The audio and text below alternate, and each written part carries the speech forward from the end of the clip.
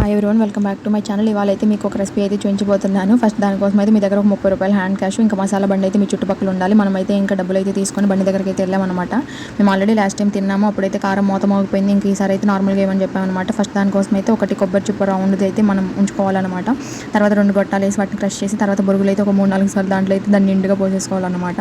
తర్వాత onions, carrot, మామిడికాయ, కొత్తిమీర అయితే కోసేసి ఆల్రెడీ పెట్టారు, అవి వేసేసారు. ఇంకా మనం కారం లైట్గా చెప్పాం కాబట్టి కొంచెం కారం, తర్వాత తగినంత ఉప్పు, తర్వాత అదేమో ధనియాల పొడి అంటే అడిగేసాము, అదైతే వేశారు. ఇంకా తర్వాత కొంచెం పల్లీలు అయితే వేసారనమాట. కొంచెంగా చాలానే వేసారనుకోండి, అది వేరే విషయం. ఇంక నెల్లూరులో పల్లీలు అయితే టేస్ట్ చాలా బాగుంటాయి, నాకైతే నచ్చాయి అనమాట. ఇంక లాస్ట్లో ఆయిల్ అయితే కొంచెం వేశారు. ఇంకా లెమన్ మ్యాండేటరీ కాబట్టి దాన్ని అయితే పిండేశారనమాట. ఇంక ఇప్పుడు ఉంది అసలైంది, ఇదైతే చాలా మంచిగా చేయాలన్నమాట జాగ్రత్తగా. ఆ కర్రీస్ అయితే అటు ఇటు తిప్పారనమాట. ఇంకా తిప్పి మనం అయితే దాన్ని ఎప్పుడు మన ముందుకు వచ్చేది ఎప్పుడు తినేద్దామని చూస్తూ ఉన్నాం అనమాట. ఇంకా ఫైనల్గా తిప్పేసి అక్కడ కింద పడ్డవన్నీ ఊడ్చేసి మళ్ళీ దాంట్లోనే వేసేసి పేపర్లు అయితే మనకి ఇచ్చారనమాట. ఇంక మనమైతే అది తినుకుంటూ అలా ఈవినింగ్ రోడ్ మీదకి అయితే వెళ్ళామన్నమాట.